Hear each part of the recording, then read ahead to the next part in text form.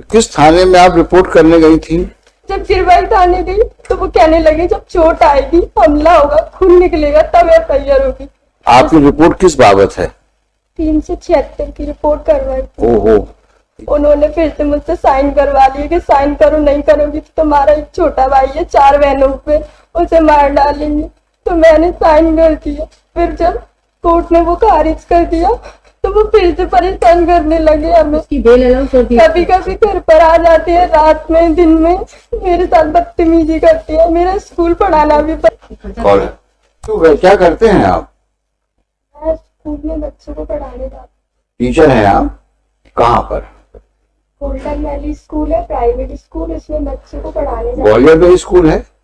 Golden valley Gwalior में है ना। तो किस थाने में आप रिपोर्ट करने गई थी?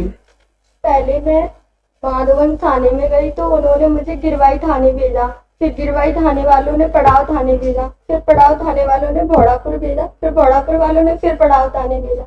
ऐसे 1 महीने तक मुझे घुमाते रहे। आपकी रिपोर्ट किस बाबत है? 376 की रिपोर्ट करवाई। ओहो, ये कब की घटना है? 1 महीने पहले गई थी मैं एफआईआर लिखवाने, पर वो मैडम ने एफआईआर नहीं लिखी मेरी और मेरे साथ मारपीट करने लगी। उसके बाद मैं रोते रोते एसपी ऑफिस गई और उसके बाद में ना उन्होंने एसपी के आदेश से मेरी एफआईआर हो गई। फिर भी वो मुझे रात में बोलने लगी 8 बजे कि तुम एफआईआर अभी भी करवाना चाहती हो, इतनी मार खा के तुम्हारी अकल ठिकाने नहीं आई। ऐसे फालतू फालतू बोलने लगी। मेरे जीजा जी मेरे साथ थे तो एफआईआर हो गई।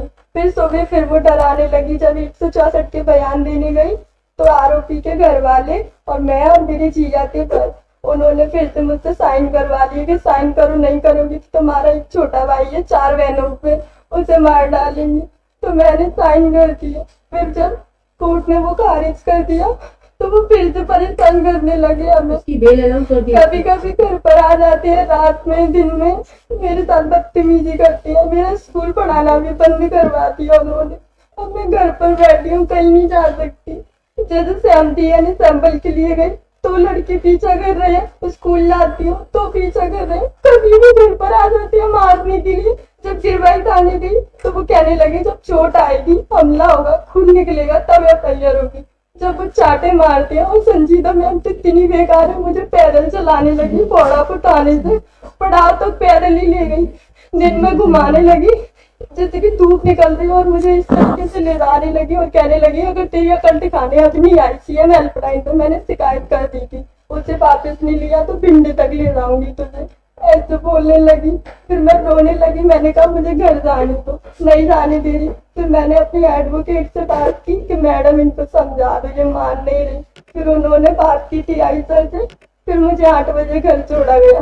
मेरी मम्मी भी रोने लगी, कहने लगी तो छोड़ दे, तो क्यों पड़ी है उनके पीछे, वो उस मैडम ने तेरा कितना कर दिया।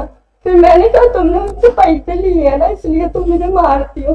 तो कहने लगी तू दे दे पैसे, फरियादी पार्टी भी पैसे दे दी, तू दे दे तो मैं उसे गिरफ्तार कर लूंगी, ऐसे बोलने लगी।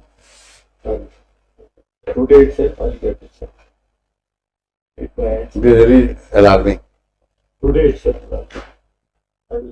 And Lordship accused is released on bail. Whatever Even problem and including FIR and all the state will be completed by 4 p.m. today. And the misbehavior aspect also has to be very seriously looked into. I have heard. Tell your assessment. You heard everything about her predicament. Look at her helplessness. Ensure that every possible action is taken on her complaint, and such officials who have misbehaved with her are taken for task. I'm posting it on Monday. This one Monday. Madam, you submit the complete chart of the composite 5 reports. So I will not pass any order today. I will only say put up on Monday. You come. Let her also come on.